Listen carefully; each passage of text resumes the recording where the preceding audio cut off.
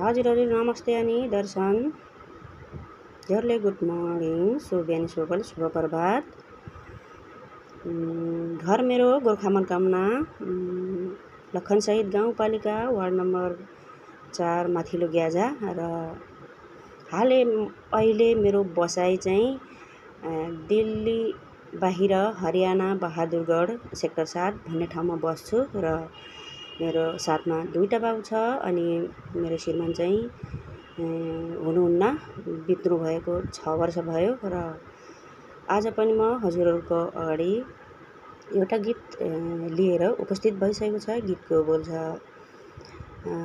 तमघासमाथि रेसुङ्गाको वन, सँगै जिउन पाइएन न्याउलीसँगै रुन्छ मेरो मन।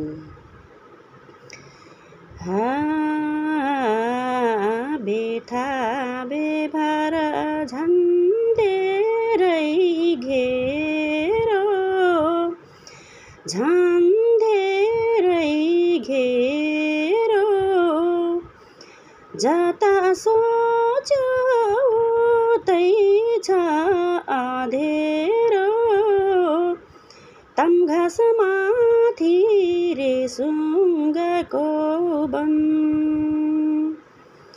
सँगै जिउ